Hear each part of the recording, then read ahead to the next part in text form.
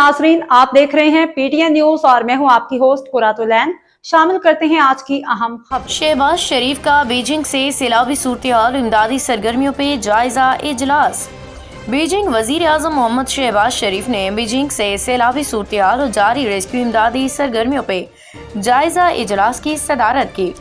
वजीर आजम शहबाज शरीफ ने मुल्क में जारी मानसून के बड़े स्पेल के दौरान NDMA और दीगर रेस्क्यू रिलीफ इदारों की तैयारी इमदादी कार्रवाइयों की निगरानी के लिए अपनी मसरूफियात कुछ देर के लिए तर्क करके जायजा इजलास की सदारत की।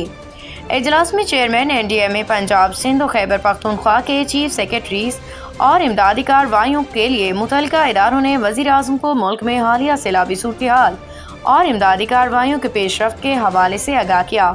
शहबाज शरीफ ने NHA और वजारत तवानाई को सैलाब से मुतासरा निज़ाम में मवासलात और बिजली की तरसील के निज़ाम की तरजीही बुनियादों पर बहाली के लिए इकदाम लेने की हिदायत की।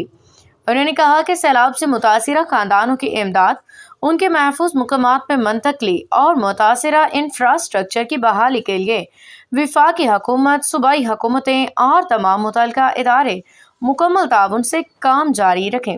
वज़ीर आज़म ने मुतल्लिका हुकाम को पंजाब और सिंध में सैलाबी सूरत-ए-हाल के पेश नज़र बहाली की और इमदादी कार्रवाइयों पर खसूसी तौर पर तवज्जो मरकूज करने की हिदायत की।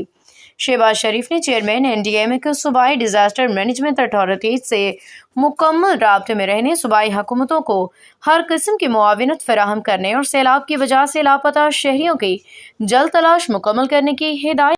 न्यूज स्टूडियो से फिलवक्त के लिए इतना ही। मज़ीद खबरों और अपडेट से बाखबर रहने के लिए देखते रहें PTN न्यूज।